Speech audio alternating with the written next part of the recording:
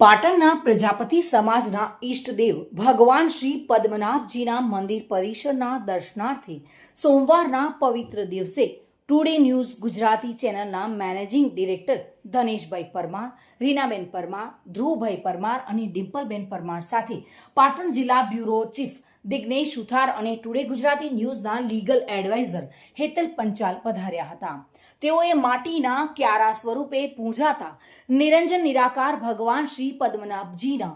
વાડીની પરિસરમાં માટીના ઢગલા સ્વરૂપે બિરાજમાન 33 કોટી દેવતાઓ, 88,000 ઋષિ અને 56 કોટી યાદવોની આરતી દર્શનનો લાભ લઈને ધન્યતા અનુભવી હતી.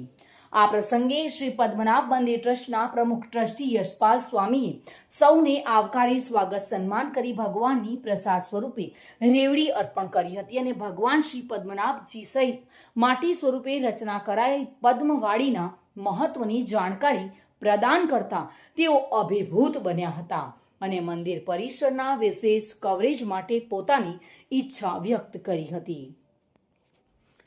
દિગ્નેશ સુથાર સાથે bureau report, today Gujarati news.